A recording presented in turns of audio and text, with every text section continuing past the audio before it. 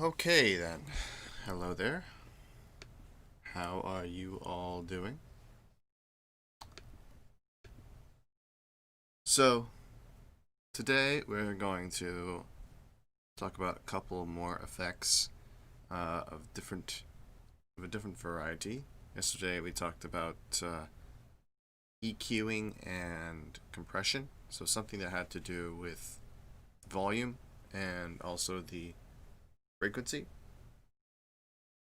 Today we're going to talk about something that deals more with the time sort of things. Well, I guess you could also say it has to deal with volume.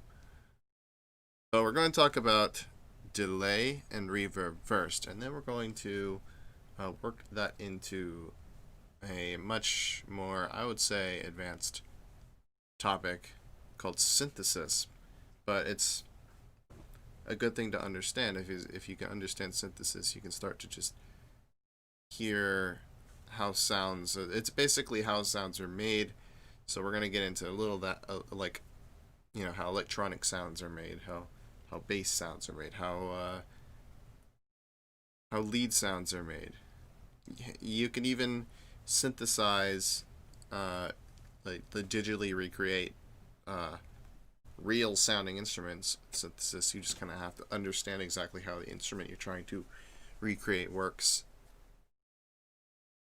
So we're of course not going to go that far. We're just going to get into the bare bones basic level stuff. So I'm going to load up a couple things here, but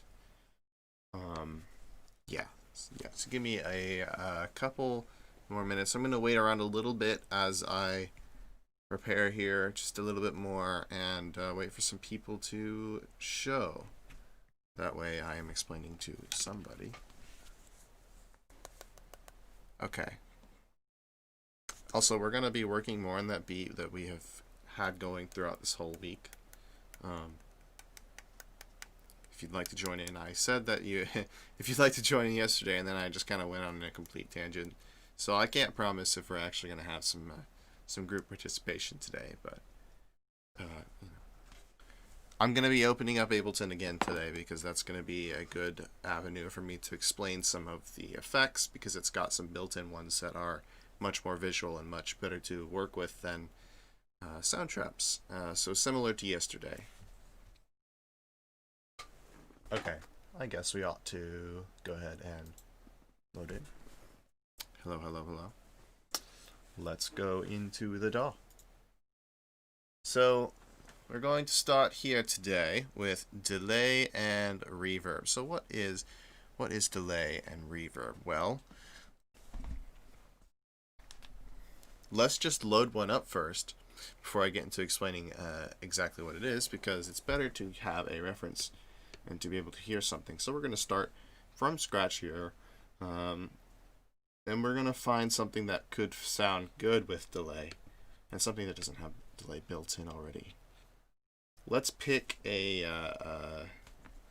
because we're going to get into synthesis later on, I'm going to try to pick an instrument that's already kind of made for me. So a sampler would be good for that. We want some kind of sample that we can play back. It's already been recorded somewhere, like a piano sample, like that, or piano sampler. So that would be like a good thing that we could try. But I'm going to load up Contact because it's a nice sample engine I have. I can find a nice instrument there, so let's check it out. So here's Contact. I can choose between a whole bunch of pre-made, ready to go instruments.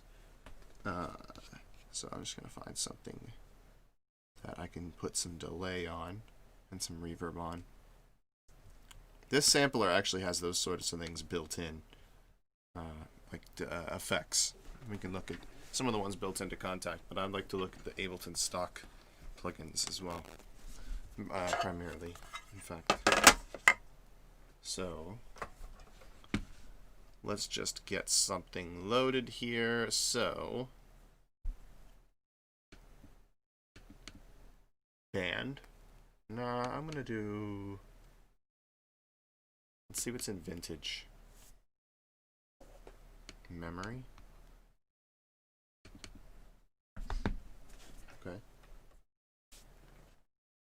give it some. Oh, I need to.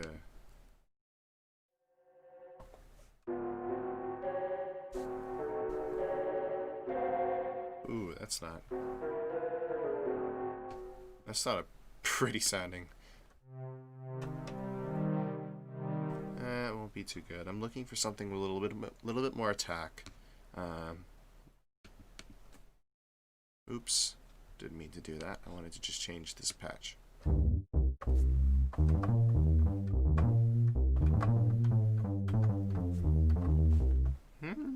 Nah. Okay, I can make this sound work. I'm not gonna explain it. I'm gonna get into all of these kinds of. Once we get into synthesis later, I'm gonna talk more about like how these, and you can look at any interface and see like similar things.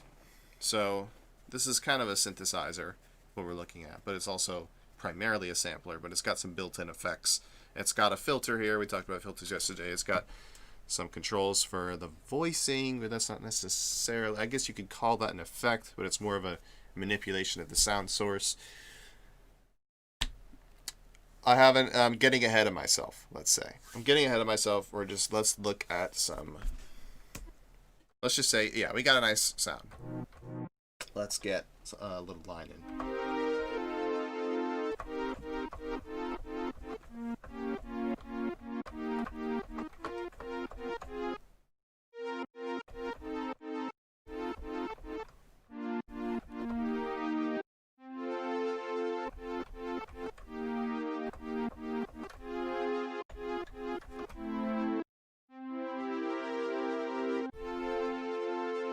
Figuring a little chord progression out. 1 sec.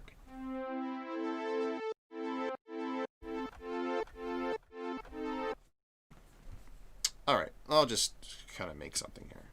Can I go a little bit faster today?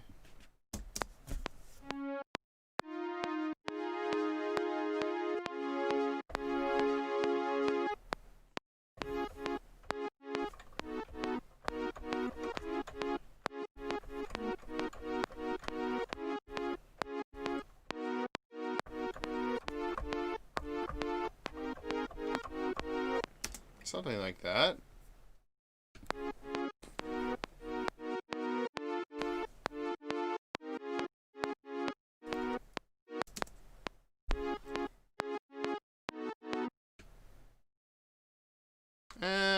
Okay, I'll try again. Ba-ba.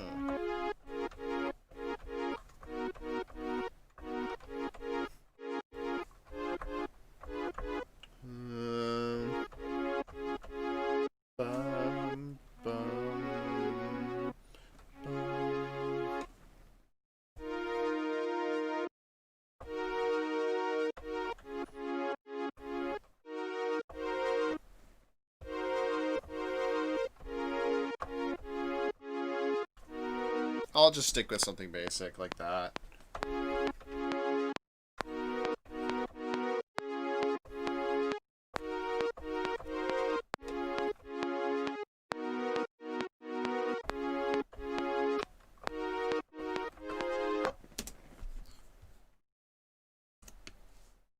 Okay, I'll get rid of that extra note, quantize things, get them in line. It's in the wrong spot.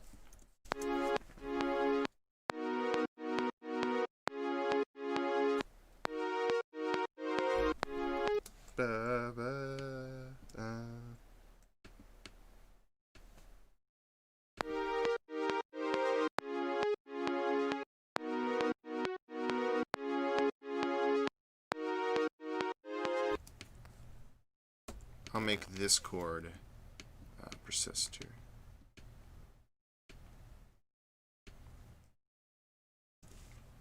I'll do the same thing here. Bring this up.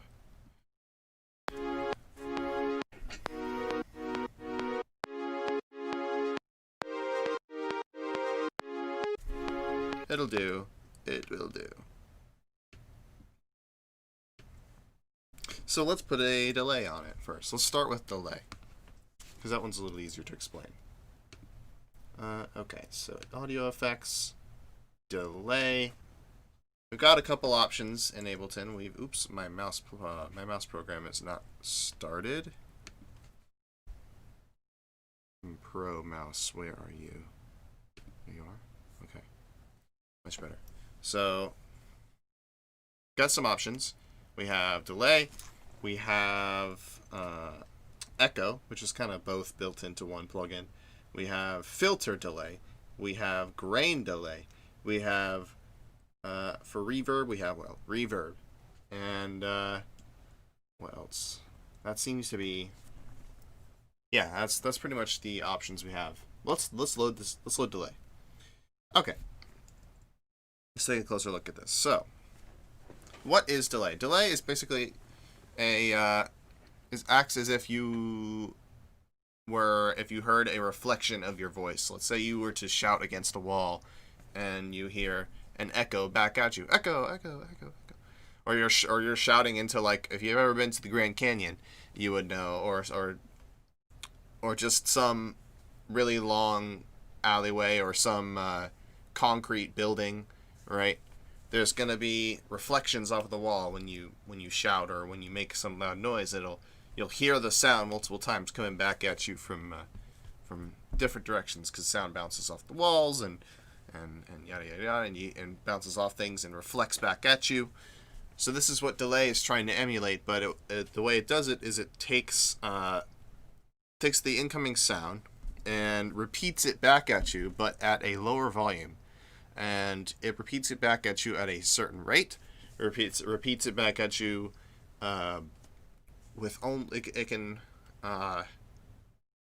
repeat back at you a certain amount of time. So you have what's known as a feedback knob. And why it's called feedback is because the way it creates its repetitions is it takes the input signal and it feeds it back into the input of the delay. So it takes whatever is output, feeds it back in, and it feeds it back in at a certain volume. So if the feedback was at 50%, it would feed the output delay back in to the delay at 50% volume, and therefore it would repeat again at 50% volume. Up here we have our rates. We have left rate and right rate. So this delay is able to repeat in each ear at different speeds. And there's also this link button in the middle. So right now they'll always be the same. But if I were to unlink them, we can set them to different times, or set them to different amounts. This will be less confusing if we just do time. So we can change the amount of time in milliseconds. It waits before it feeds it back into the beginning and repeats it again. And then next to it, we have something we talked about yesterday, a filter. So a little filter here. And this filter is specifically for those repetitions. So you got you get the dry signal coming in. So in this case from Contact, this is our, oh, I just spoiled it for you. But our dry signal coming in, it goes into the delay and is repeated back in different, we'll do it first linked together. So let's just hear what happens at 50% feedback. We leave the filter untouched. This is what we get. So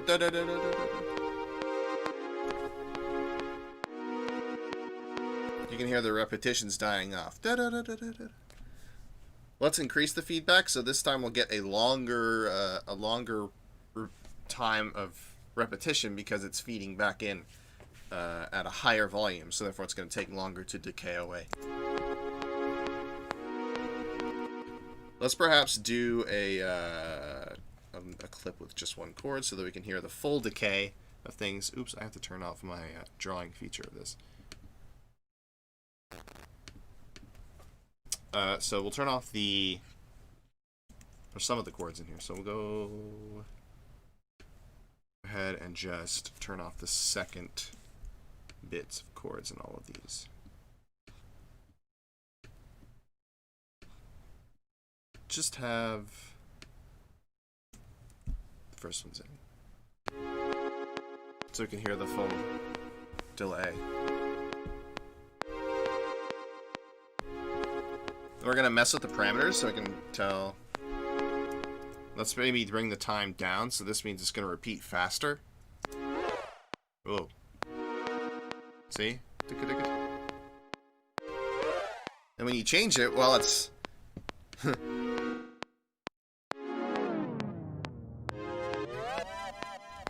get some really cool things happening when you change the time.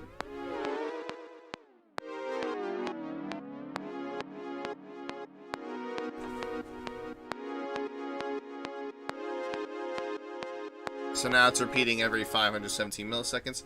But let's say you wanted the delay to happen on beat, on time.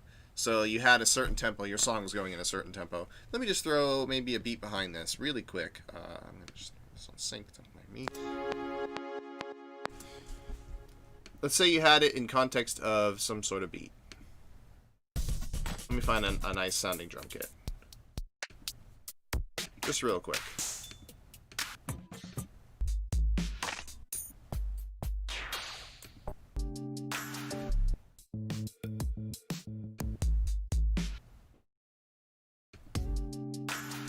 Gotta Feel. I like that one. Let it load up. Okay.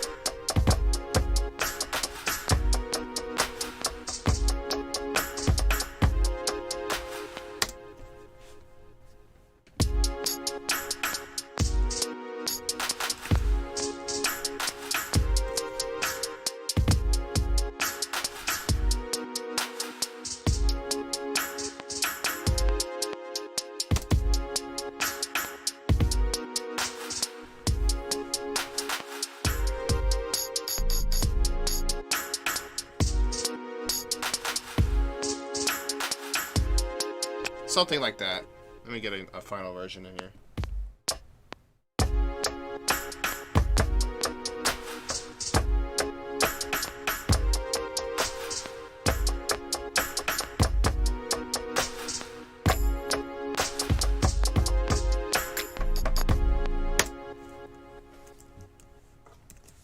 Quantize.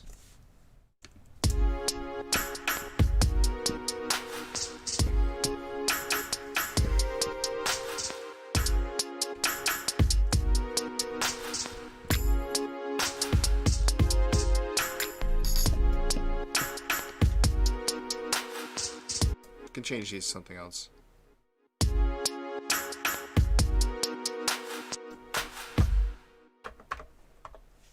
Let me find out what the other samples in this kit are.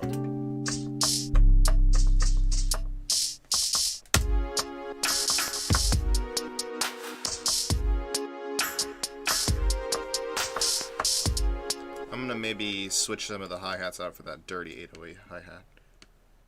This one, yeah. So I'm gonna select them at random.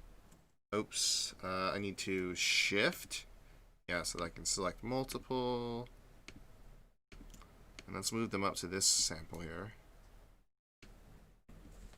Okay. Maybe these four.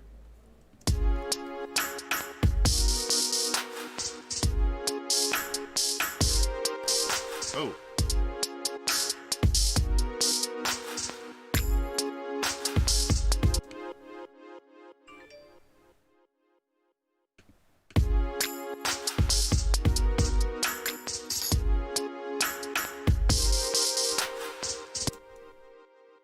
Awesome. Alright, so we got a little beat together, and now, this was just to demonstrate a point. Say, if you had a beat behind whatever track you were trying to delay, and you wanted your delay to line up with that beat. So that's what the sync is for. If we were to make it time, it might not exactly...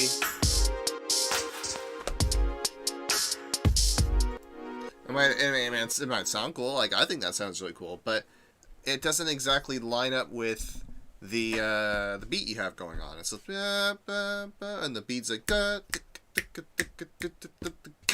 you know, going at a different speed. So in order to sync it up, in order to have the delay times fall on the grid, right? So fall on, let's bring up a grid. So on one of these divisions, right? If you want your delay to always be on like a line, right? So if you want your delay to be in time, on beat, that's what sync is for. So you can have, so what these mean is 1 would be a 30-second note, and then actually no, that 1 is a 16th, 2 is 8th notes, so it's an 8th note repetition.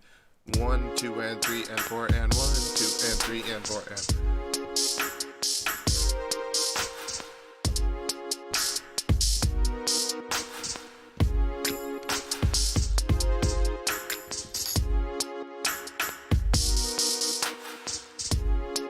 And now it's lining up. But going up from here, 3 is actually dotted 8th. So that means like it goes... It's a little bit slower than eighth notes, but it's not quarter notes either. And it creates this cool kind of offbeat syncopated feel to it. This is a really popular delay time. If you're listening for delay in songs, you'll hear that it's kind of delayed in this pattern. So every quarter note, or every like 1.5 eighth notes, right? Every 3/16 notes. That's basically what this is. So you can think of it as 3/16 notes later. The next delay happens. 1 2 3 1 2 3 1 2 3 1 2 3 1 2 3 1 2 3 1 2 3 1 2 3 Listen. I'll solo the contact track. 1 2 3 1 2 3.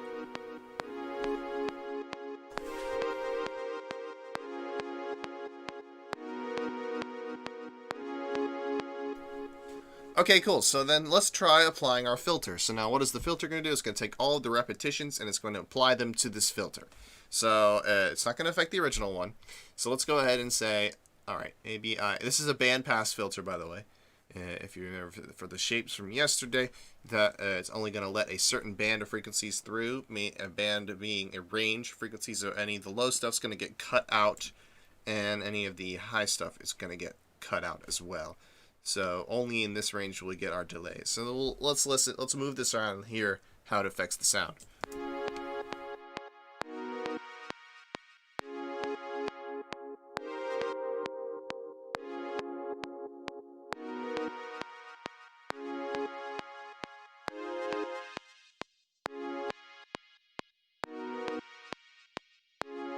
Now we've got a couple other options too. We've got down here a section called Modulation, and I'm going to get more into modulation when I start to talk about synthesis. It's a way of automatically taking this little yellow I don't know, what would you call this, button circle here, and moving it around, creating cool variations, something like that, but automatically for you. So down here we have rate and filter and time. So the more you turn these up, the faster the well, actually here's how it works. So you turn up the rate, right, and that moves and that starts to move the either the filter cutoff back and forth, or it moves the delay time back and forth by a set frequency, by set hertz. More on modulation, of course, when we get into a synthesizer, because there's a lot that you can do with modulation. You can modulate all sorts of things. But here here you can just modulate the modulate meaning move automatically for you the filter cutoff or the so like where the filter is or the time. So it'll, if let's say if it were on time, it would be doing this, right? Moving it back and forth, and that can create some really cool, interesting, because you remember from earlier.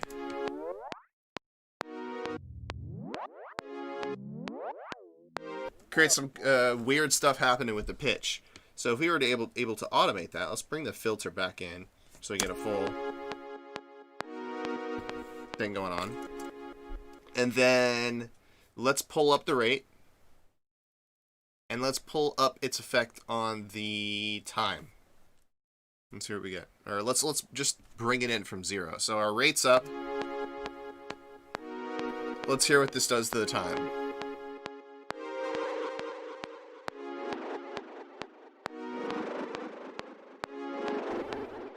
We'll turn the rate down.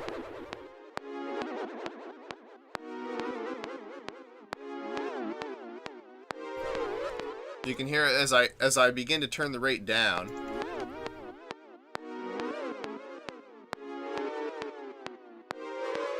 The change in pitch is less and less, or slower and slower. So turn it up. It moves faster and faster. Sounds pretty funny. It can increase its effect on the time and get a more extreme effect. Maybe a more subtle effect. Kind of just like a little wavering of the pitch.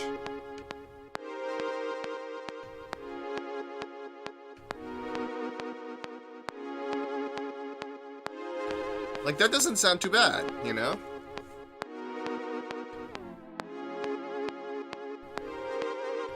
Let's hear how it sounds in context with our beat.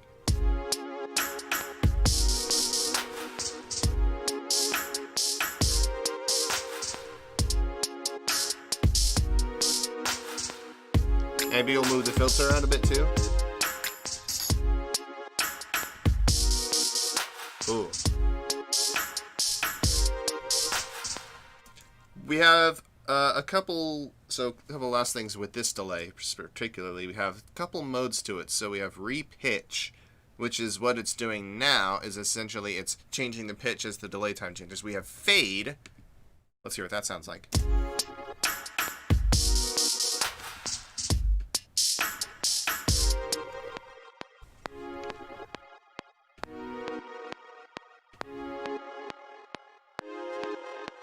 So as opposed to this, you get this. Or you have jump, which sounds like that.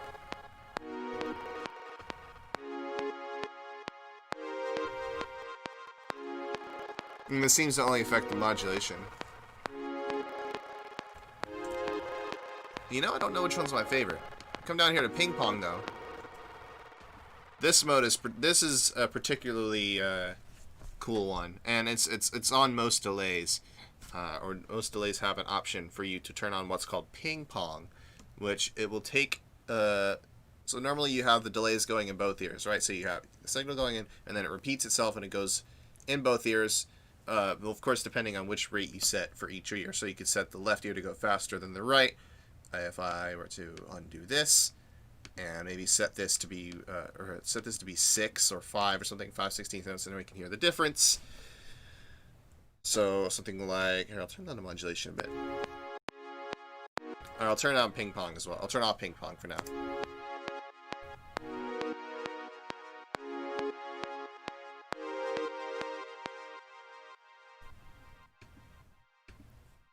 I'll try and actually apply a delay to the drum kit, and I'll do more of a transient so that we can tell more exactly what's going on. So I'm going to make a new clip here with,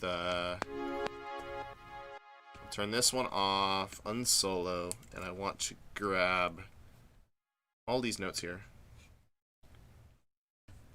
and just turn them off, and then reduce the loop range to 1 measure, so we get just that. Okay. Let's maybe put another note, just so we get a little bit more here. Yeah, that's already got some delay built into the sample. Some samples do that, like da da da. You know, that had some delay already on it. So I'm gonna try to choose some samples that aren't already processed. Hi-hat. Yeah, that's good. So let's hear how I'm gonna copy the delay from the other track, and we'll hear exactly how it affects just a single hit. So if we had them sync together, if we had this on, or if we had our chain on, so right here now I've loaded the delay onto the drum machine track, and we have this.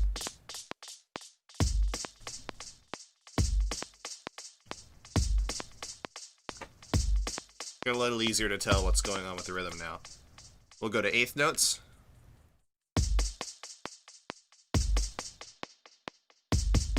That's with the frequency, or that's with the filter fully up. I usually like to do a higher proportion of it, so it kind of cleans up the delay, right? Because you don't want this, especially if you have like a delay on a drum kit like this, or a full beat, you know?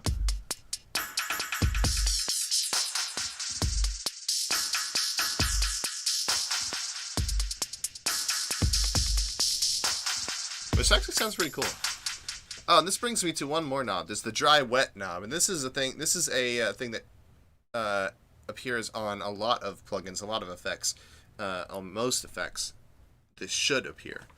Let's say it is a mix of the effect, or a mix of the dry signal versus the wet signal. Dry being unaffected, unprocessed, undelayed, as if this weren't here, and then wet all the way at 100. It means all of the audio is going through, and you hear only what's coming out of this particular delay. So you'll only hear the repetitions and the filtered repetitions, but you will not hear the original sound. So let me do all the way dry. This is all the way dry. 50% wet. You still hear that transient, but you get the decay afterwards. If I were to turn all the way up to wet, you just get for 1. You're missing the first hit. It's just the delay. So maybe somewhere around 38% or so. You can turn it down, have a more subtle effect. Especially when you have a full beat going on, maybe you'd want to do a high up filter. This is for drums specifically. You want to do a filter that's in the higher frequency ranges, and you'd want to have a maybe 75% of the dry signal there, and then 25% of the delay. So it's more of a subtle effect, and it doesn't take over. It doesn't just completely obscure the beat that's there. It just kind of adds an extra rhythm to it. So you end up with instead of this, you end up with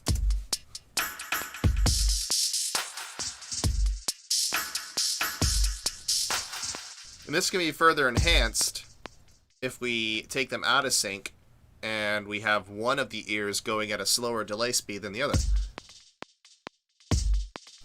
Da, da, da, da, da. The right ear is going ba, ba, ba, ba. The left ear is da, da, da, da, ba, da, da, da, da, da, ba, da, da, da, da, 8, 8, 8, ba, da, 8, 8, 8, 8, 8, 8.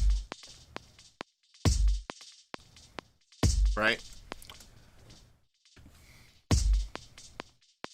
But let's put them back in sync real quick. Now let's say we were to select ping pong. What ping pong is going to do is you have your delay. You have the delay in your left and right ear normally. Ping pong will do the left, and then it'll do the right, and then the left, and then the right, and then the left, and then the right. It'll ping pong back and forth between each ear. And the way this delay specifically does it is it takes those values you've added for your time. So for example, for 2 and 2, so it's gonna delay 2 16th notes playing the left, then 2 16th notes playing the right, and then back and forth and back and forth. But if they were out of sync, it would, and say you set the right to 3, now what would happen is the signal comes in, waits 2 16th notes, repeats, then it'll wait 3 16th notes and repeat the right, so it'll be So 2, then 3, then 2, then 3 again, then 2, then 3. I'll demonstrate. So here's with them at the same value, ping-ponging back and forth. I'm going to raise the dry wet so we hear more of the delay.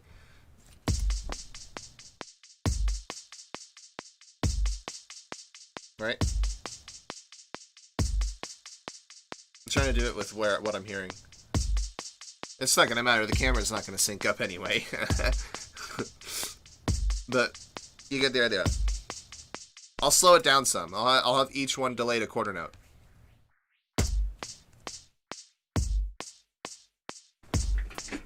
Right? Back and forth, back and forth.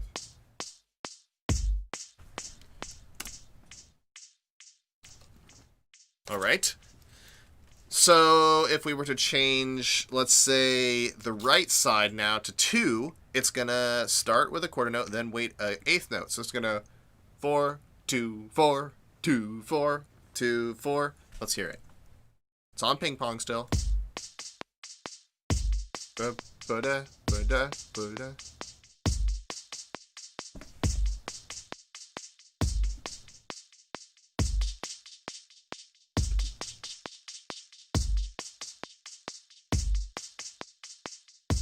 Something a little more interesting, right?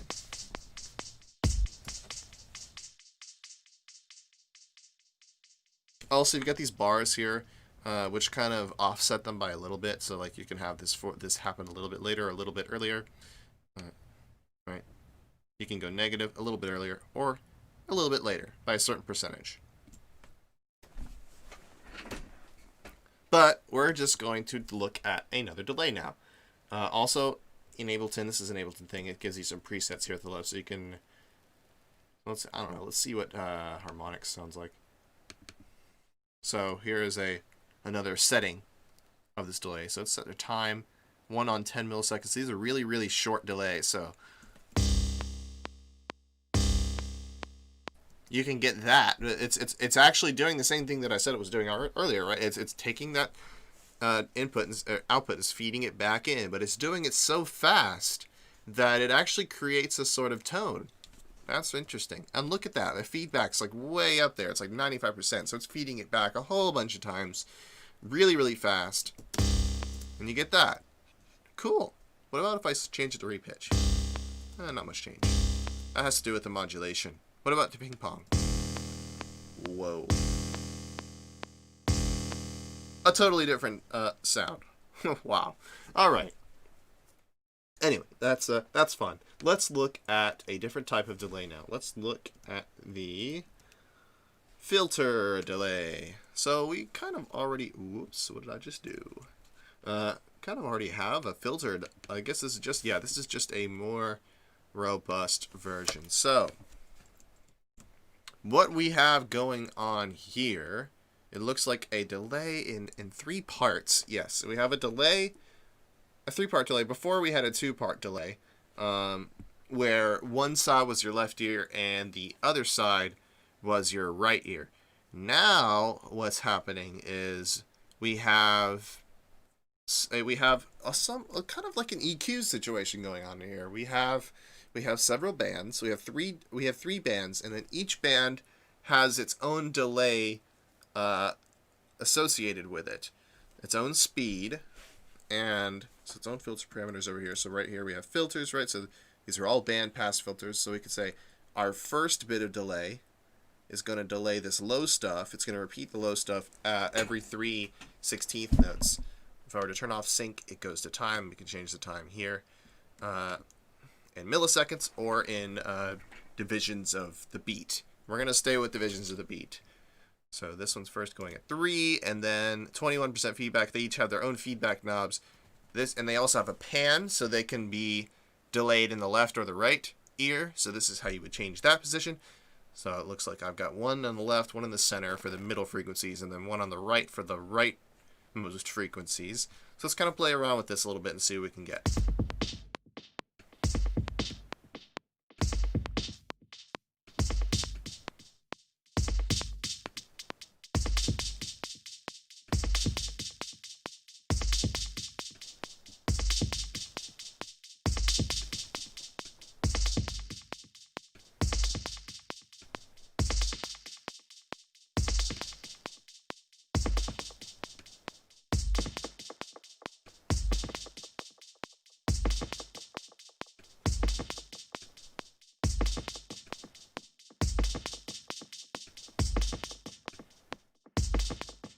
Okay. So this is what we end up with. That's kind of cool. Let's try it with the whole beat now.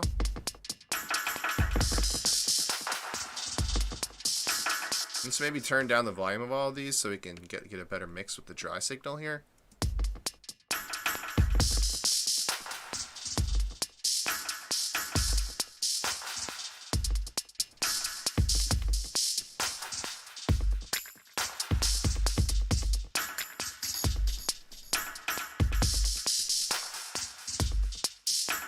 We'll delay some a little bit. Oh.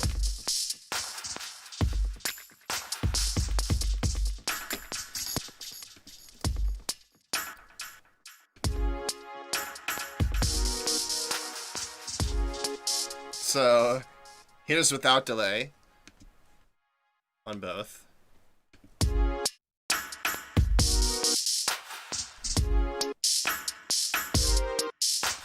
With delay.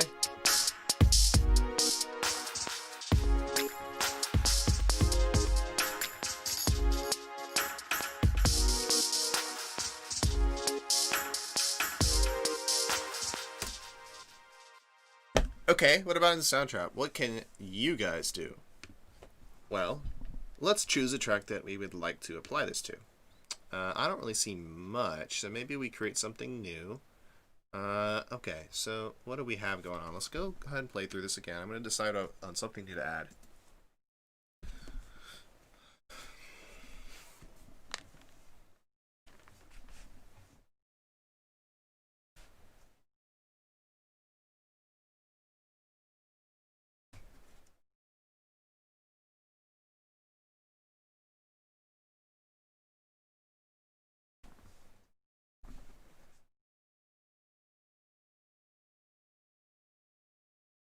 Okay, I got an idea.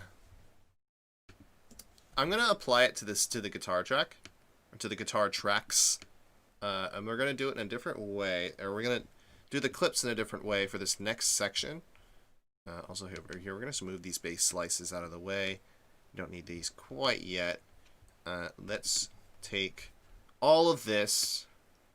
Going to copy it. I just did Control C, and or Apple C. Command C, and then Command V, copied and pasted, and now I've got the same stuff going on here. Another thing, and then what I'm gonna do, actually, you know what? Since these are just alternated, I could probably get away with merging all these tracks together, couldn't I? Yeah, I could just. But the clips were different volumes. See, the problem was the clips are different volumes. Okay, never mind then. Yeah. But let me see about, if I merge these two tracks, does it adjust the volume of one of them? Experiment here. No, it has to be, I'll have to merge tracks somewhere else. Edit. Merge. Okay, anyway. We're not going to worry about that too much. We'll just apply delay to each track. And we could do it differently too. This gives us a little bit of extra flexibility to apply a different delay to different guitar samples. So let's open this up. Let's add a new effect. So, where are our delays? Hello, we have a viewer. Hi, how are you doing? Let's look at some delays we have in Soundtrap, right? So, where is it? Where is it? There, the blue ones. Okay. So we have, this is the blue category we're kind of focusing on now. I've already talked about delay. I'm going to talk about reverb in a little bit. And we'll go back and look at some of the ones that I just kind of showed. All right, let's add delay. You can play a little preview. Yeah, well, there you go. Once again, Soundtrap does a great job at dumbing things down and simplifying everything. So we got two knobs here. We have mix and we have time. You don't have independent left and right control. Let's see if there is a stereo delay. There is a stereo delay. Let's load that up. It's the same.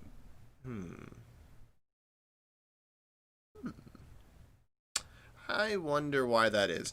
And we'll look back at Ableton because it has a much more equipped delay. But we'll give this one a test. first thing I'm going to do is reduce these loops down so that we have a more sparse arrangement of tracks here. I could have just selected all of them and done this. So shift, okay, I just got to press shift, select multiple, and then drag them all back at once. Awesome. Maybe I'll even get rid of these ones that occur after those chords. Okay, so now, and you can already hear it going on. I'll turn it off.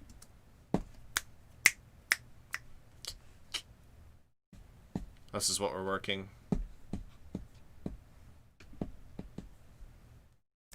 And we'll throw a delay on. So now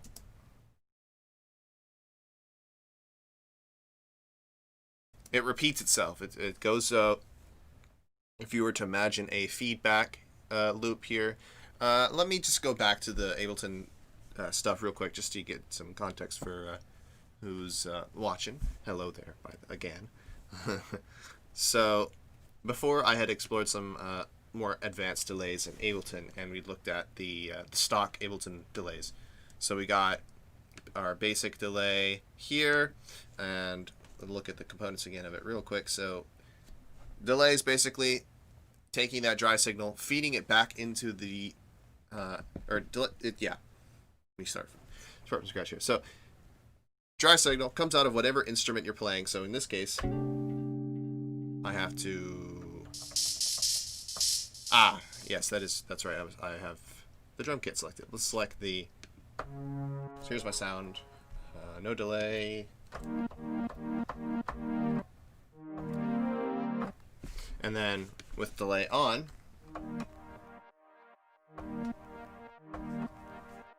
so it's taking that sound and it's going to play it back for you at a certain volume. So in this case, that is determined by the feedback.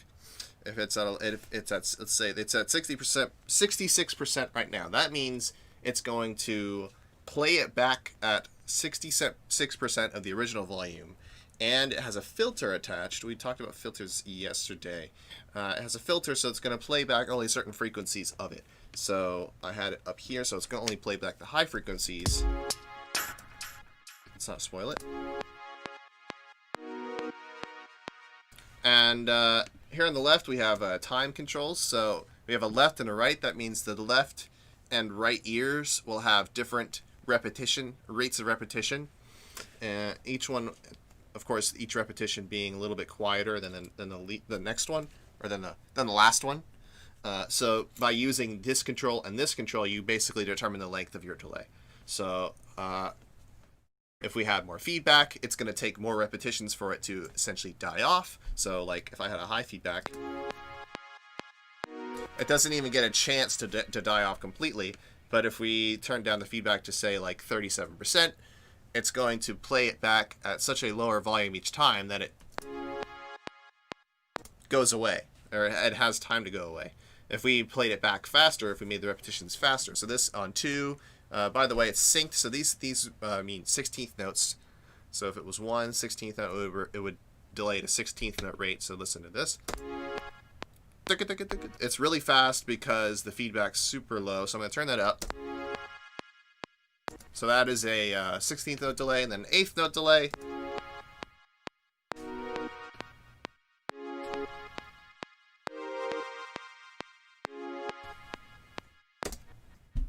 Yeah. So, and then with this delay, there's something that Soundtrap can't do, is you can unlink the two and you can have different times for each side. So on the left, I have it repeating as 8th notes, and the right, I have it repeating as 3 16th notes, so an 8th plus a 16th note. So we'll do both of them that, and let's see what it sounds like. I'll turn up the filter.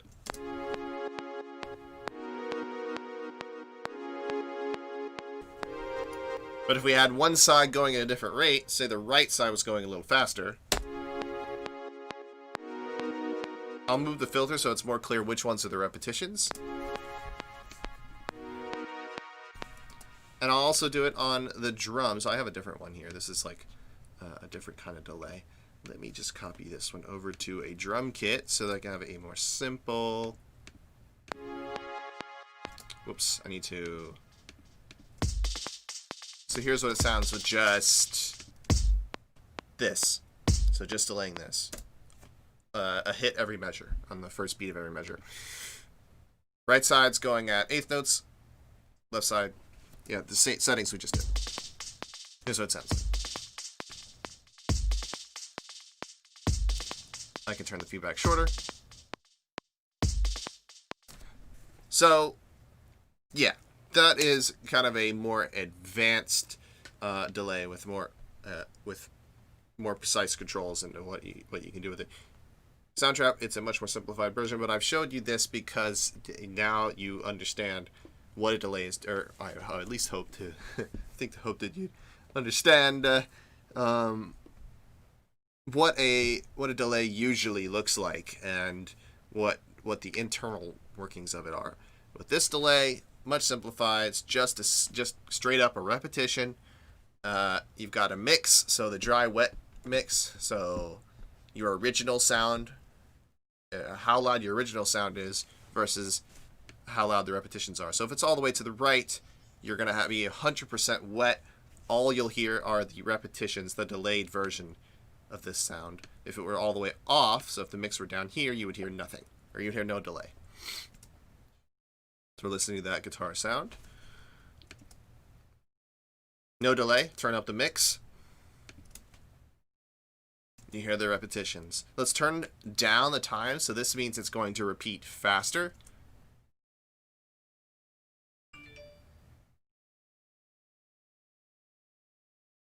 Now, what I find quite annoying, because I had just shown you the... Oh, I have a voicemail from someone.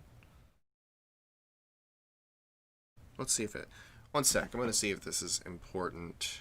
I don't think so. Doesn't look to be... Yeah, no. I never had a student loan. Alright. They don't know who they're trying to scam. Anyways. Enough. Let's not talk about that. Alright. Delay, right? Going back. So, turn down the time, it's going to delay a little bit faster. But annoyingly, this one does not have a feedback. I guess you could technically call this a feedback control.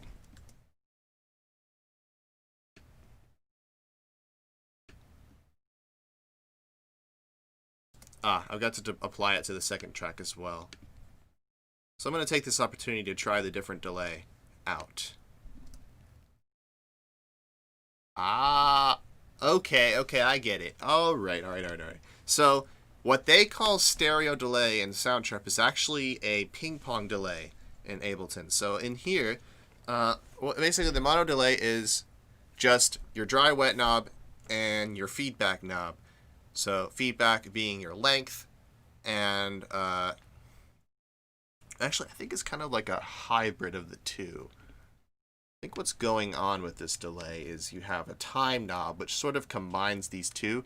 So if you had a faster time, maybe it's going to lower that feedback so that it doesn't repeat out as long, but it just repeats faster.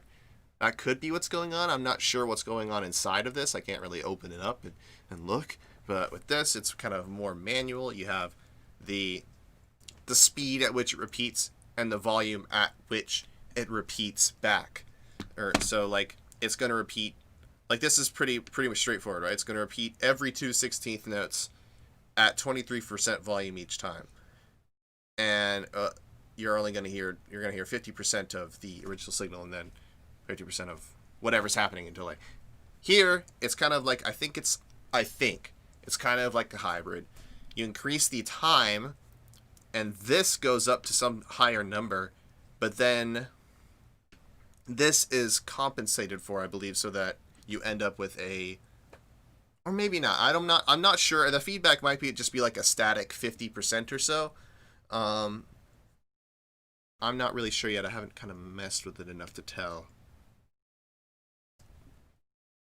Let me turn down the delay or the time to really short, and if it's still about the same length, then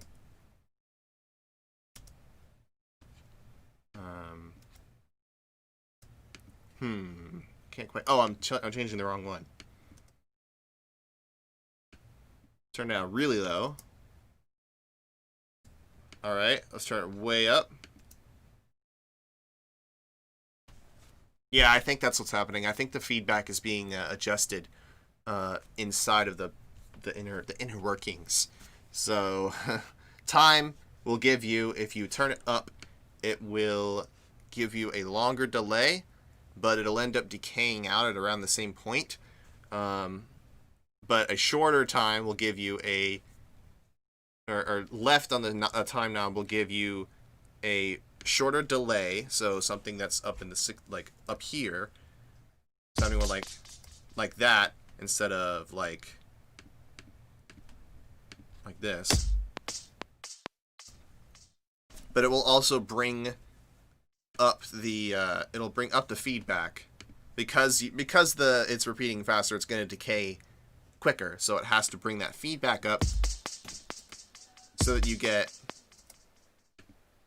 So here, maybe I'd bring the feedback down because to get it to decay out at around the same time, right? So that's what's happening. It changes the feedback at the same time as it changes the actual physical time it repeats out. Okay. So yeah, mix, time. Repeats fast, repeats slower. If the time between the repetitions is increased, repeats faster, but increases that feedback so that it can be a faster delay, but the same length. And then stereo delay is all of what I just explained. Same two knobs, but with ping pong on. Going from left to right, left to right, left to right, left to right. So it would have been more accurate of Soundtrap to declare this a ping pong delay, because that's what it is. It's saying stereo delay, but that kind of misleads you to think, okay, maybe you have different controls for left and right. But no, it's just a ping pong delay. That's all it is. So stereo delay, same controls, but now it's going to bounce between the ears.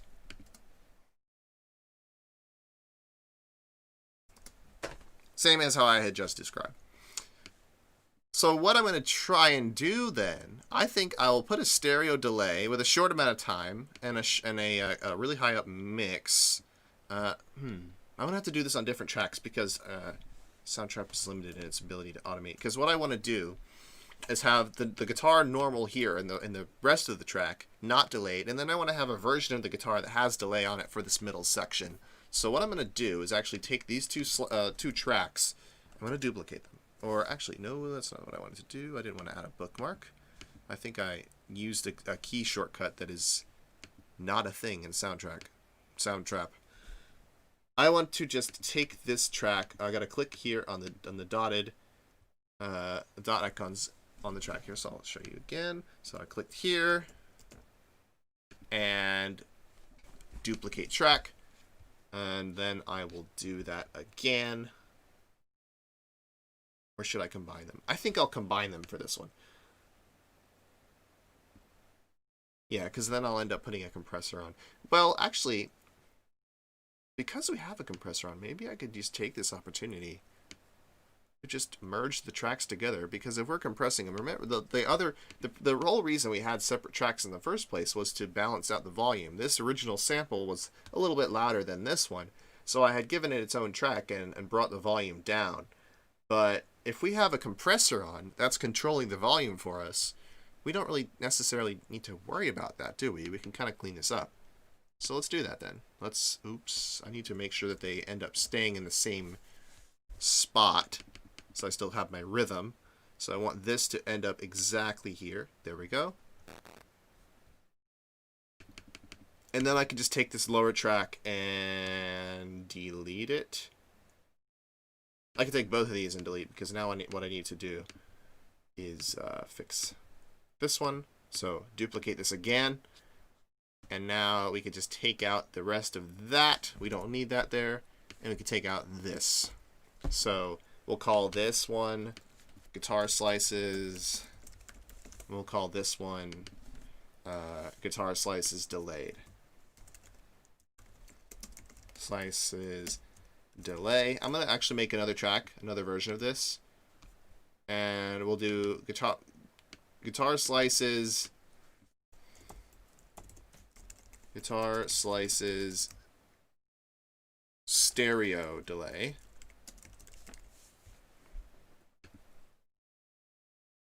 Okay. I may be editing my yeah, I'm definitely gonna be editing the title of this video. I don't think we're gonna get to synthesis today. We're just because I just want to be really repetitive, no pun intended, about delay and reverb and getting that concept down. So we're gonna repeat. We're gonna try to explain these in different ways using different software. Okay. So what I wanted to do is I want to make a guitar slice delayed track, and then I want to make another track that is the same thing but with a stereo delay instead, so you get the ping pong. So I want one track no ping pong, then one track with ping pong, and maybe some different settings on the delay. So let's pick maybe like, okay, so for the first bit I'll do this, and then you can kind of see what I'm doing here. I'm picking which hits will be on which will have which effects. So maybe this one can be like that, and then that, and then that. Okay, so then some of these hits will have one delay on them, some of them will have the other delay. So let's make sure that's a thing. Let's go here, let's choose delay. So maybe for this track, I'll have shorter time, a longer, higher mix.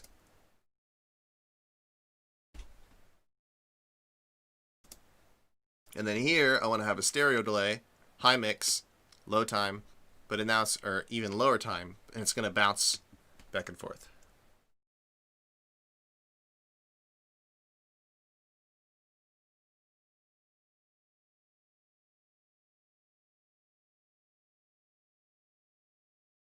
Maybe a slower time than that.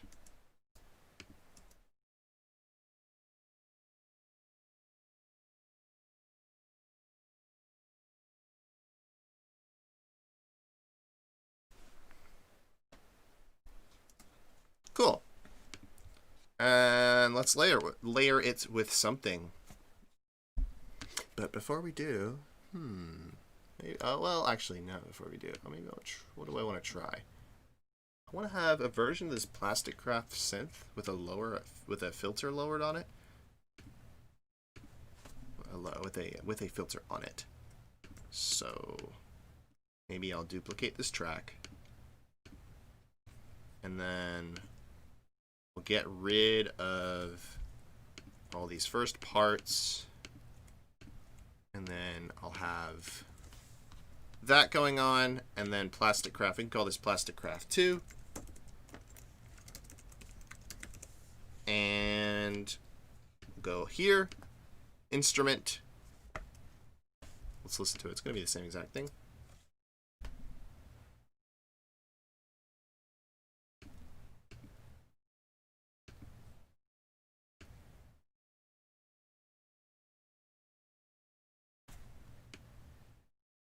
I'm going to adjust some parameters of it.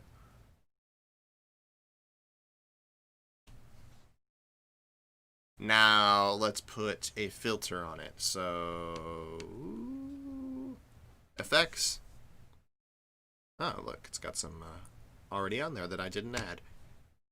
Let's throw a filter on. Filter, low cut, high cut. Let's do that.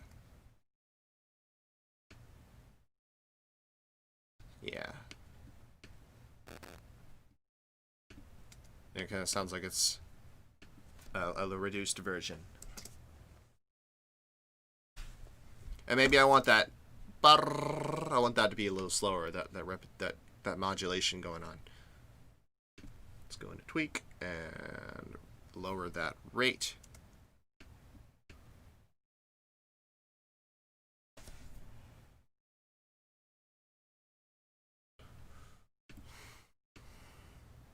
Maybe I'll have this guitar, trap guitar texture continue.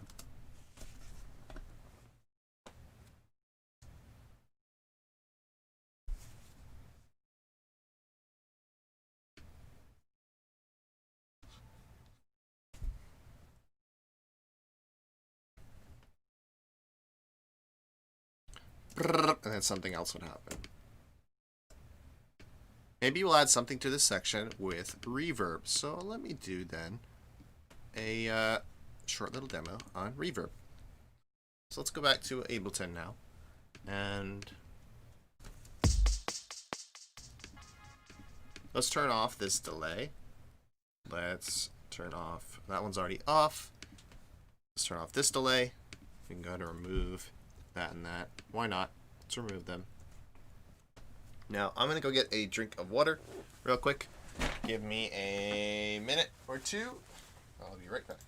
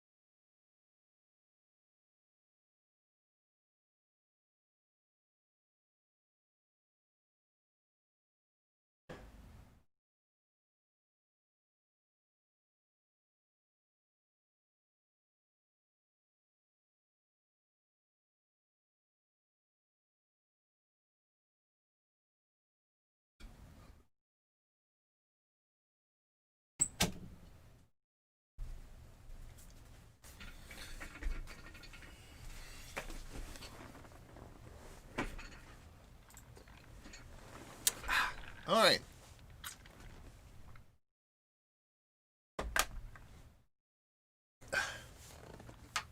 Back in this.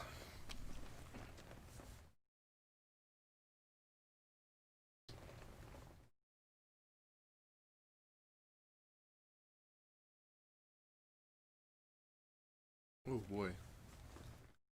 I have 15 minutes left on my headphones. That's okay. It's just 15 minutes left on the noise canceling. Anyways. Alright. Reverb. So, you have delay just simulating the reflections off of walls, off of surfaces when you to make a loud noise, maybe a clap or the pop of a balloon, or the shouting of your voice, whatever, in like some concrete room or some or maybe like the Grand Canyon I used as an example earlier, or the auditorium even. The auditorium might be a something you would know. Any auditorium for that matter.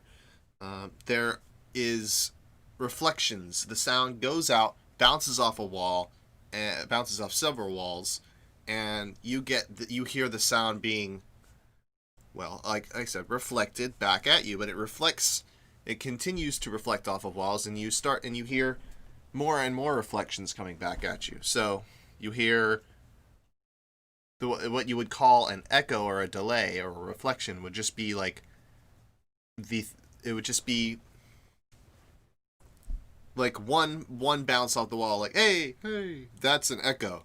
But after a certain amount of time, after that sound goes around the room and bounces off enough walls, the energy from the sound starts to what's called diffuse, and that reflection back at you becomes less and less clear, and you get what's called a room sound or a reverb or reverberation, which is essentially a broken up. So this energy of the sound goes at the wall, smashes into it. High frequencies go some way, low frequencies go through other ways. And I think I ought to go more into the fundamentals of sound and talk about this. But you have sound is made up of waves, right? Of pressure waves that go through the air, and those pressure waves have certain frequencies to them, and depending on that frequency, it is able to pass through certain material or not pass through certain material. And the shorter the wavelength, the less ability it has to pass through things, and the more it reflects, and the faster it goes. So, on that note, because the high frequencies reflect more and spread off in higher directions, or not higher directions, in many more directions, go a lot faster.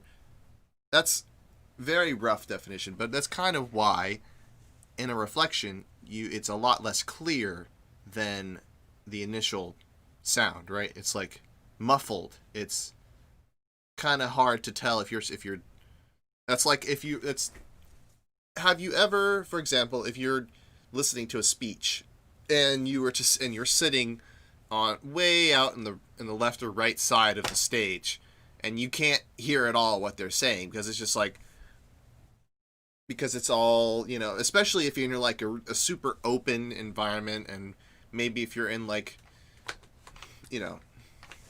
depending on how many people there are and how big of a space, right? There's lots of factors into what makes a room sound the way it does and the acoustics of all of it.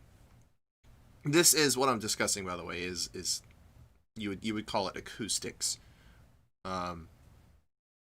So, yeah, just think of a time that you were listening to a speech or listening to someone on a podium and you can't hear what they're saying because you're off to the right. That is because of the diffusion. That is because of reverb. It's because the sound's going out from the mic, going out from the speakers, bouncing off the wall, and going in tons of different directions, and then eventually reaching your ears. But by the time it reaches your ears, it's so convoluted and so obscured by the fact that it's been reflected that you get just sort of like just a sense of what they're saying, but it echoes on, it lasts. So that's what reverb is trying to emulate. So then let's put some reverb on maybe the drums first, because that'll be a lot easier to hear, because reverb is most easy to hear when you have just a single transient, just an attack, like a drum hit, will be most easy to hear. So let's put a reverb on. I'll put on Ableton stock reverb, and let's take a look at what we've got. So we've got input processing. We're going to bypass that for now. We've got the early reflection. So you could say that a reverb is made up of typically in software and also in real life, you have what's known as the early reflections in reverb. So the initial bounce off the wall, once you say, hey, that first reflection you hear, that is the early reflection, or reflections you hear, the early reflections.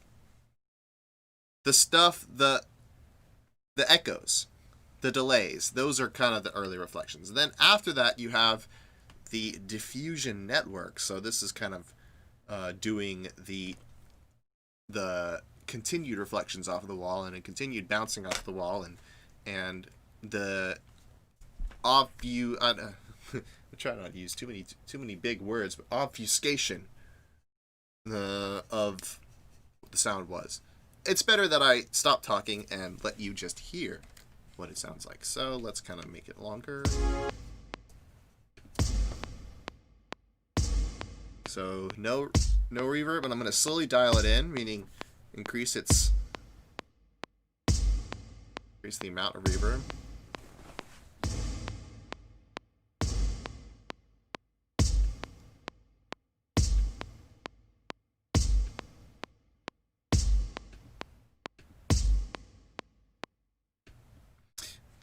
And we'll also bypass the filter on the diffusion network.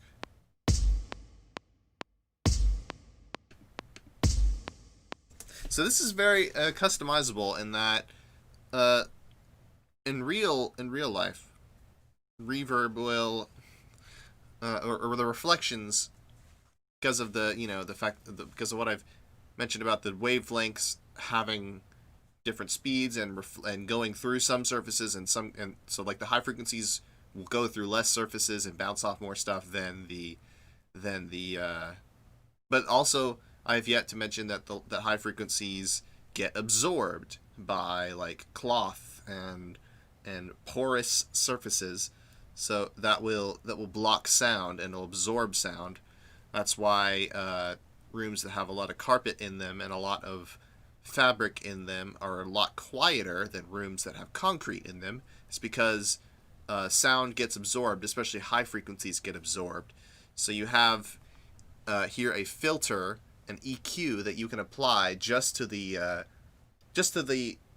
diffusion part of the reflections, and you can simulate some of that high energy getting absorbed or not. Right. So you can have more or less. Down here we have decay time. That's how long it says. It's kind of what it says on the tin. It's how long it takes for the echoes to die out, to stop. So how long it takes for you to stop hearing the reverberation. Also, so I'll go through all the knobs here. You have pre-delay, which is how long it takes for the reverb to start. So if I were to put this up to like maybe 40 milliseconds, it'll play the original. Excuse me. It'll play the original sound. Wait 40 milliseconds, and then it'll start the reverb. It'll start that early reflection. You'll hear it. So here's the short pre-delay, longer pre-delay. Not a good spot. It's probably around like 40 milliseconds or so.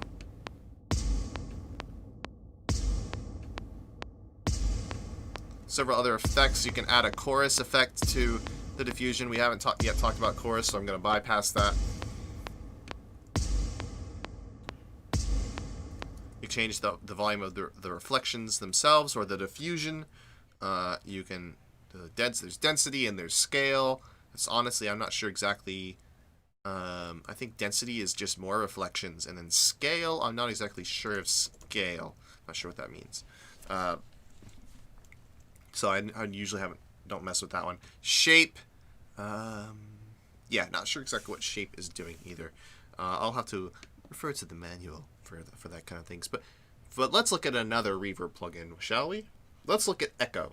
So Echo is kind of a hybrid of the two. We got part reverb, we got part delay. It's got a nice looking interface too. So on the left side, you see a similar setup to what we had with our stock delay. We have time on the left and right. You can either sync it or you can have it be in milliseconds. And then you have a delay here of what the kind of the echoes look like. Right now they're synced together, so as I tighten up the time, let's just have it play as I do this.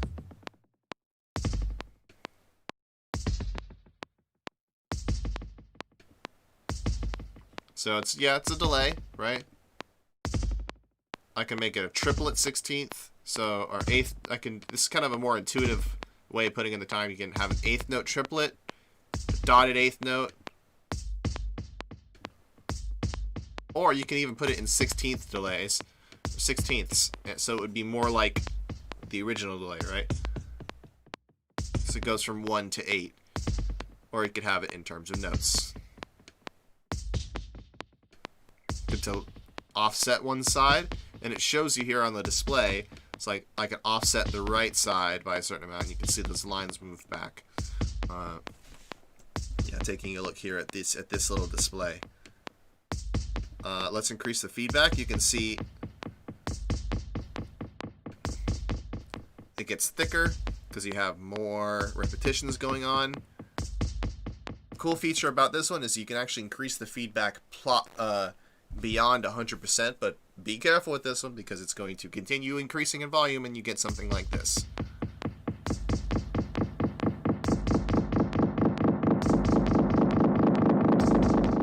You quickly enter distortion territory, and yeah, if you let that keep going, it would sound pretty ugly. But it's a good thing to like bring in as like a sort of effect. Like you can't increase that feedback beyond 100% and get each time it goes back into the echo, it echoes at a higher volume than when it started. Yeah, but that's going to end up having some problems if you just leave it there. So you want to kind of just bring that in for a second and then bring it back out as like a transition thing. That's what I would use it for. So you have, it's just kind of made up of 3 tabs. You have the echo tab. This is what we see now. I say it's a hybrid because over here you have a reverb knob that is part of the delay. So if I were to turn down this delay entirely, okay, it's just gonna delay. It's just gonna echo 1 time. Let's maybe turn it up some, and I'll do a dotted quarter, triplet quarter.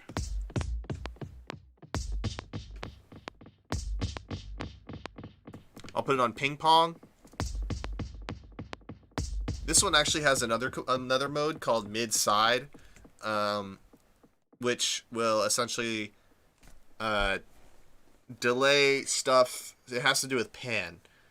It'll delay the stuff on the very outer edges of your ear. Like, how can I explain this? So, like, anything that's happening exclusively on the left, will have, or on the left or the right. So like stuff that's only like in your right ear versus your left ear, will have a different delay time than stuff that's in both ears. So that's kind of a curious way of doing things, but I'm going to stick with just ping pong. So it goes back and forth between the ears, and we're going to turn up the reverb. So that means each one of these delays is going to have its own reverb attached to it. So it's essentially, you have the dry signal, and then you have the fed back signal through a reverb, then repeated again and again. So all of the outputs of the echo will go through this reverb. You have different modes. You have different modes of this. You have feedback, pre. So this is just after all the delay is done, it gets reverb applied. This is every time. I believe feedback mode is every time it reverbs, it sends that reverberated repetition back into echo, so you get more reverb. And as you can see, we're already getting some feedback. I have to turn that down, or else this will continue to ring out. That's what that sound was. It was the reverb feeding back. You can hear. Every time it repeats, it just gets more and more diffuse.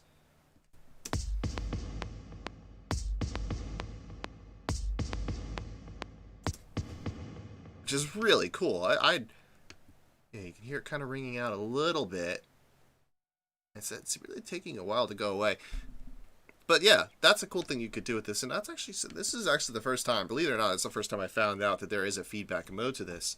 But yeah, that's awesome that you can do that. Let's look at Soundtrap's reverb. Now, what have they done to simplify this one? Let's put it on Plastic Craft 2. So this is the one that I changed, and I added an effect to it. Yeah, I added a little filter to it, but what we can do...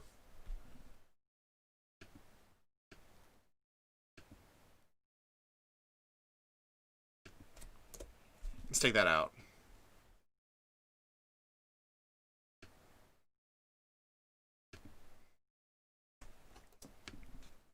All right. So, we've got Room, which kind of looks like a very simplified reverb.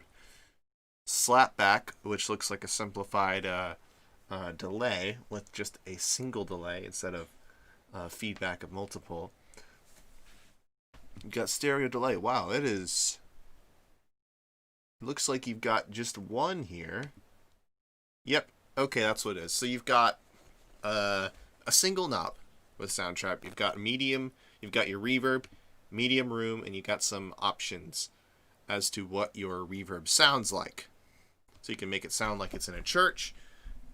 You can make it sound like it's in a closed room, and this is all just different parameters of what we had just talked about, different parts. Like they'll have different early reflections. Okay, let's load up a reverb plugin. It'll have a different early reflection. It'll have a different decay time, or it might be something called a convolution reverb, which takes. This is pretty cool. It takes an actual sample. So someone actually goes into, let's say, a church or a stadium or somewhere. For example, they take a microphone, they'll put it down, and they'll record what's called an impulse. they'll go in and they'll pop a balloon, or they'll clap their hand in this stadium, and then they'll record the reflections off of all the walls and all the things, all the surfaces in the stadium back to that microphone. Then they take that recording, and through what's called a convolution reverb, you take that recording and you combine it with whatever you're trying to add reverb to, and it gives you back a reverberated version as if that was the thing that if that was the sound they had played in that space. So you're essentially taking, with the convolution reverb, whatever that recording guy did, like a clap or like a snap or pop or whatever, and you're replacing that sound with whatever you want to add reverb into. Let's see if I can find, I think I've got a little convolution plugin. I'm not sure where I have one. I know Logic has one, but last time I tried to load up Logic, it didn't want to load up right away, let's just say. Let's see if we can find a convolution reverb in our Waves suite.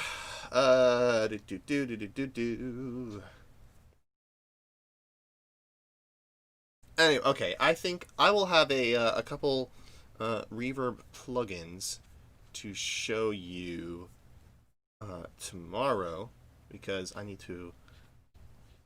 personally haven't used many of these, but oh, here we go, True Verb. Let's see if it's still working after the update, because a lot of these plugins broke. No, yay, it still works. Awesome. Yay, awesome. So here is a actually Waves plugin. Waves makes some really nice plugins. Lots of really some highfalutin, some all sorts of buttons and knobs and settings.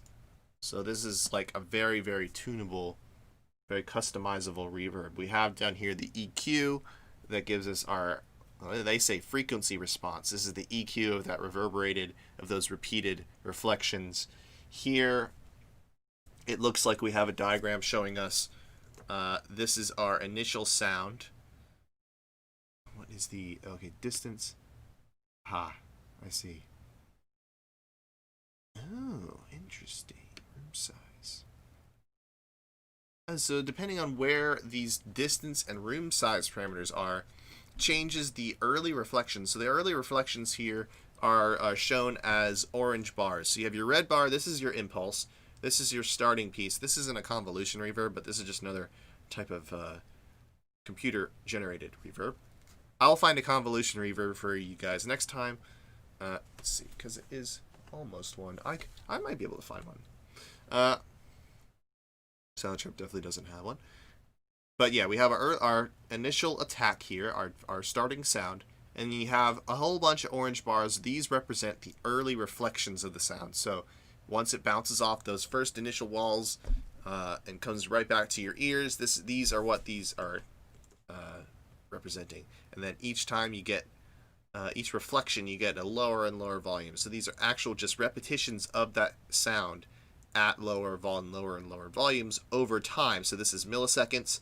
So at 20 milliseconds there'll be one, and at 40 milliseconds there'll be one, but maybe half of the volume, and so on and so forth. And then here, this blue section represents all of the diffusion, so all of the many millions even of just tiny reflections of little parts all coming to you, and it just sounds like a wash of sound, and it just sounds like the room you're in.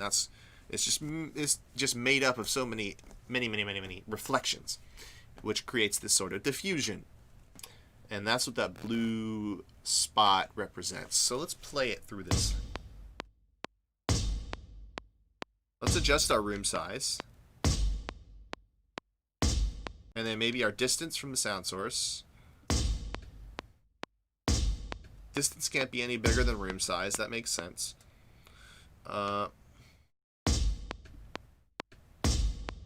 Balance. Okay, so you can give it more diffusion and less early reflections, or vice versa. Less decay, more or less decay time. More or less density, more or less reflections. And you have your frequency response down here. And also you've got several parameters. Or several, not parameters, presets. This one's a really short, really small room. Dimension. Yeah.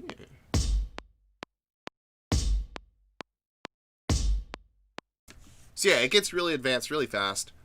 But yeah, I don't think you can get much simpler than this.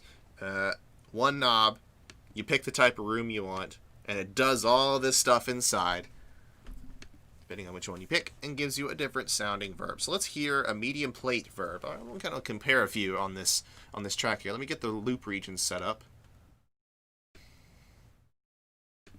Okay. Let's solo this track so we're only hearing the one that we are affecting.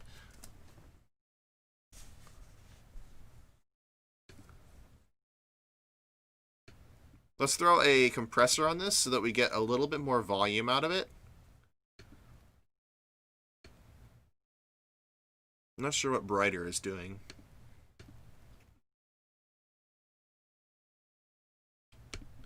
We'll do super simple. We're gonna throw our compressor before our reverb.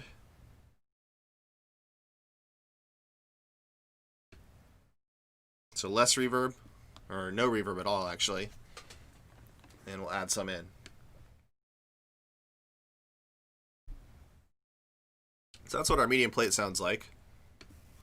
Let's try big plate. How about church? I like church. Now everything combined together. Let's do a lead in actually. I want to kind of hear how this transitions.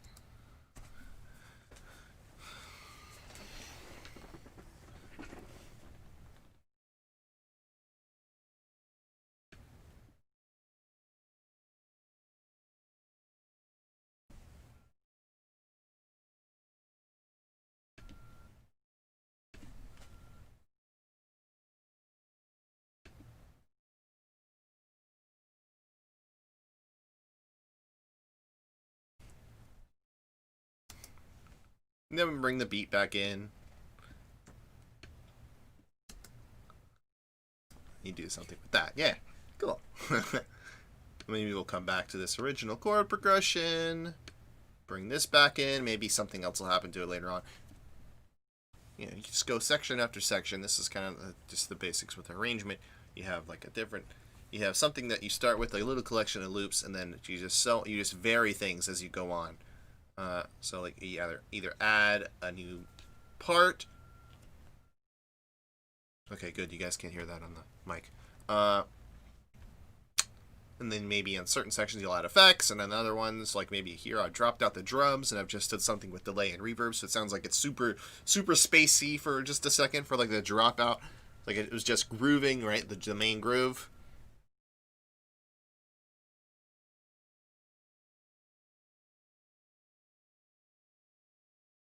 I'll figure out a better transition for that, but then it just goes right into, you know, just like a dropout, like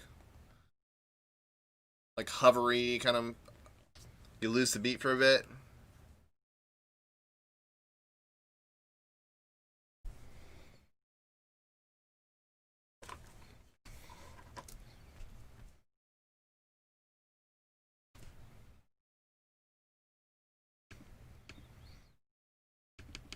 That's kind of cool. You just have to kind of have the beat going. I want to try like maybe we'll do like one section of this, and then we'll cut it out so that it's just this note, that's just this chord, and then we'll do split, cut out. Kind of see what I'm doing here. Gonna make it so that only this chord is heard here. So then you have this. A little transition between the two types. So split, move down.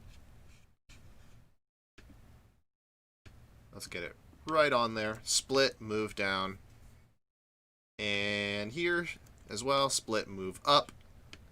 Split, move down. Now we get both types happening.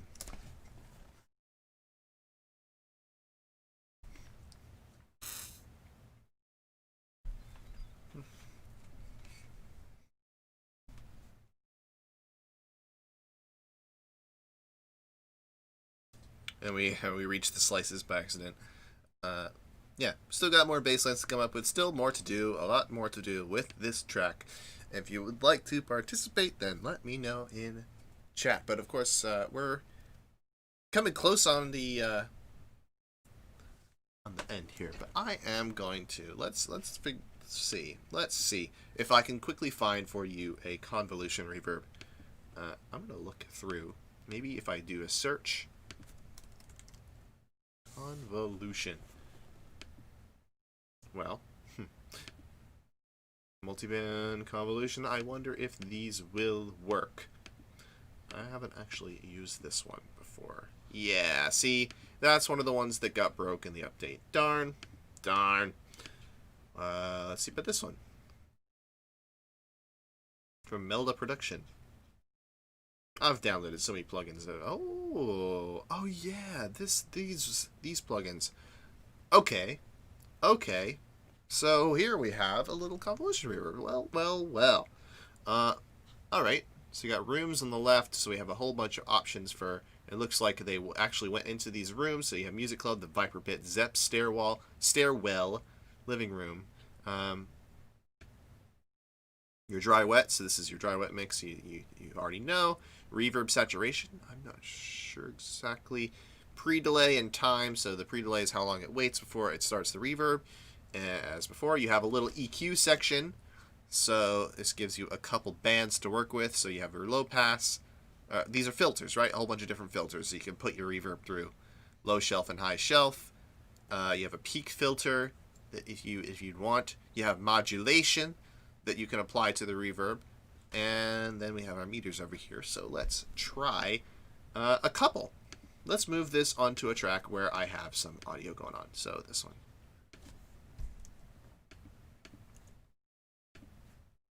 Multiband convolution. We're going to move that onto our drum track. And let's see. Well. Let's try the wooden room. Oh, that's distorting. Let's try just the beat.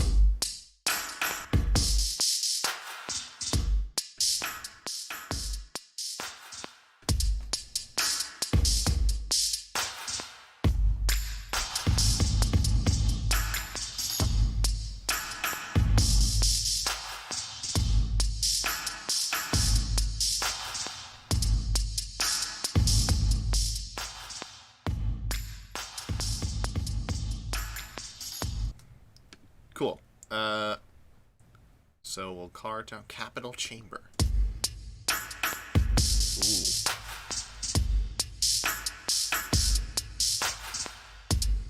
I like that one.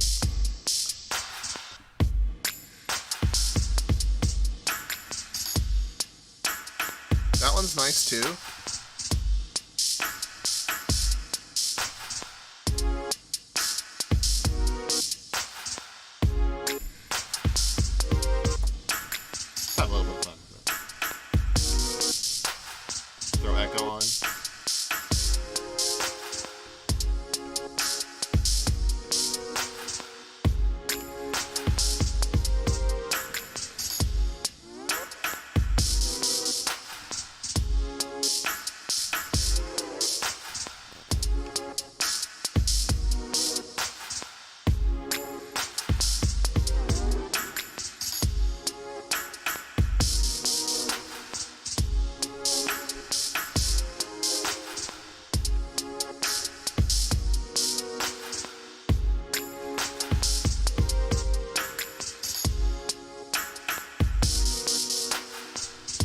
So you got that as opposed to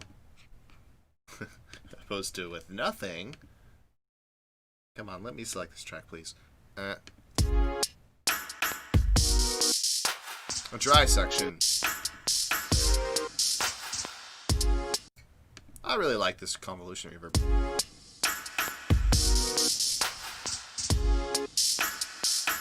Let's look at some other ones. That was nice too.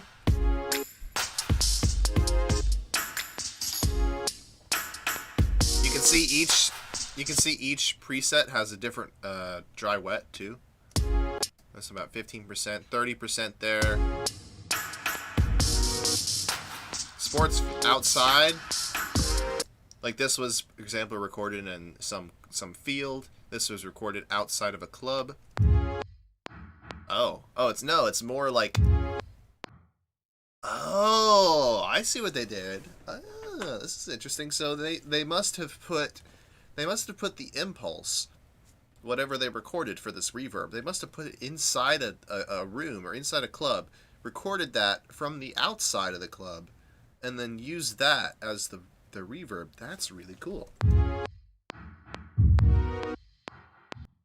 Now, the other thing about convolution reverb is it doesn't have to be a space, right? An impulse, they recorded something. They recorded like a balloon pop in a space, and then they used that as, like, they replaced the impulse with whatever sound is coming in, right? But that means the impulse is just a bit of audio, right? That means the impulse can be anything. It can be any piece of audio. So you could use a convolution reverb to send a piece of audio through any. You can convolute it essentially with any other piece of audio. So you can make it sound like it's coming out of a telephone.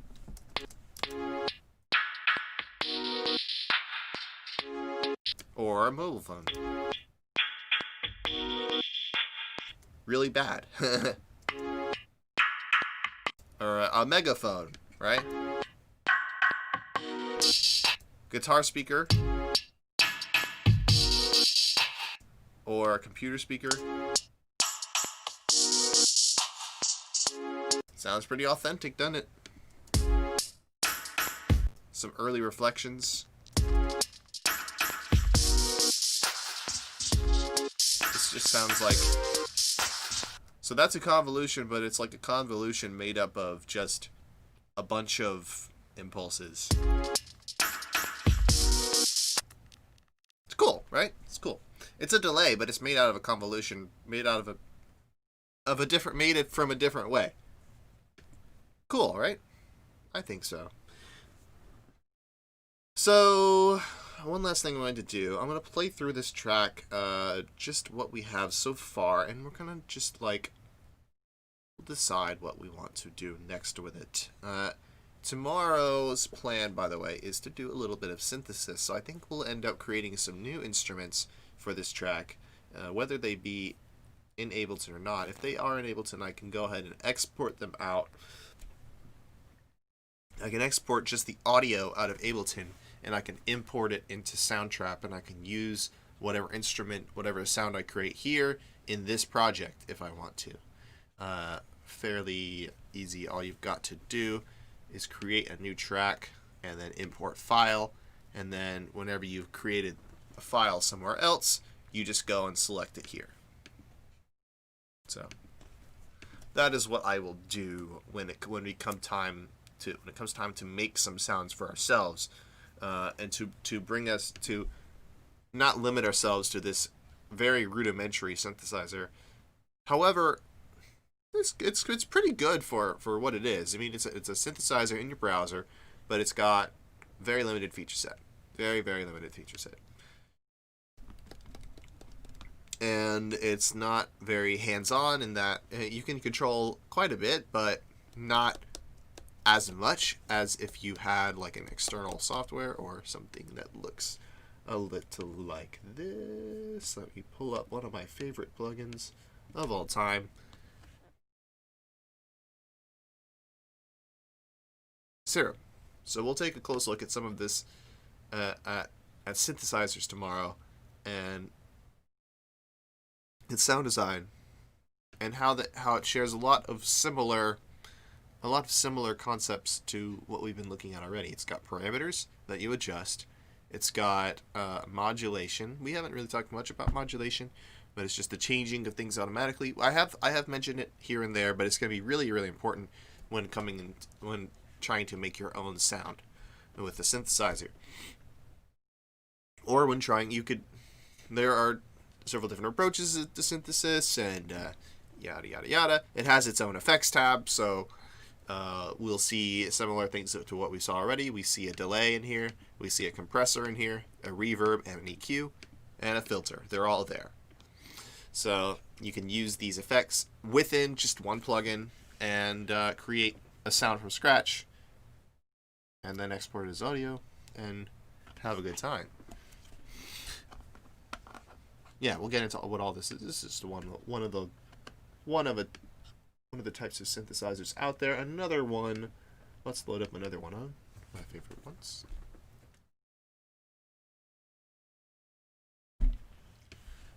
Here's another synthesizer looks like. This is Massive X. It's got parameters you can adjust, sound sources, all sorts of modulation, all sorts of fun things you can do with what are called LFOs and moving things around automatically for you. You can just drag any. I'll get into all that tomorrow. But right, this is just kind of how it looks. You've got controls up here. If you don't know where to start, it's got plenty of presets that changes everything on the plugin.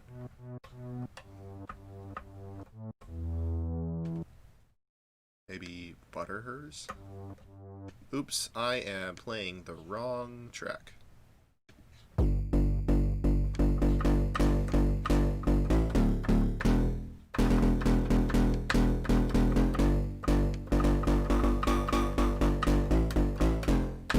That's just a preset.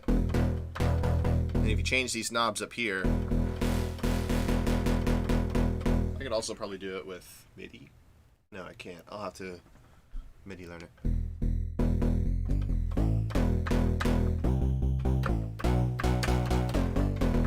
Okay, so we'll get into making some, thick dubstep sounds or not.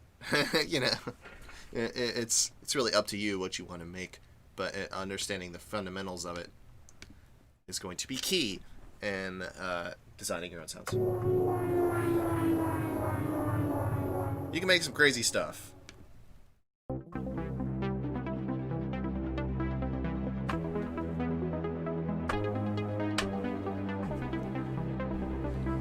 Even whole, this is like a whole orchestra and I'm just playing one note.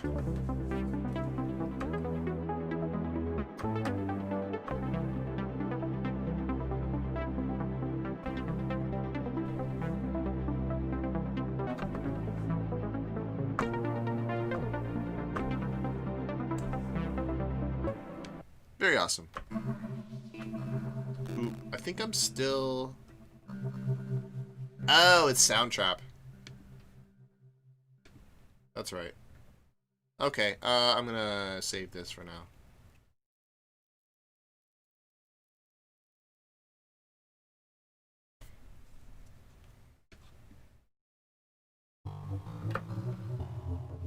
And close.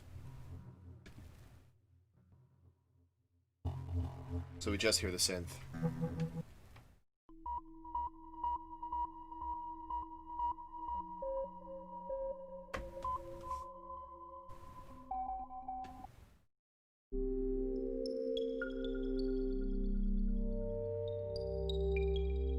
That's insanely cool.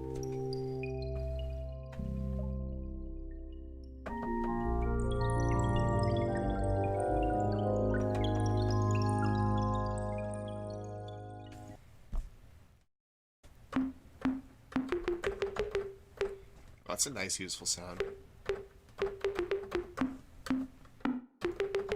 Called drop conga.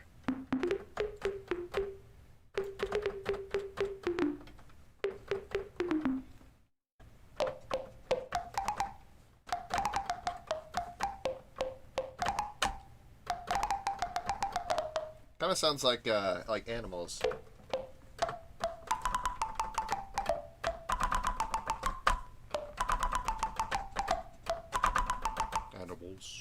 Animals. right? Kind of sounds like that, doesn't it?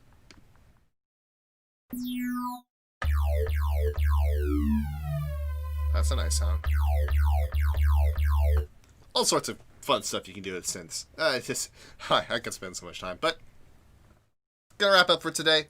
For the one viewer who is here, thank you for sticking around as long as you have. Not sure who you are, but yes, thank you.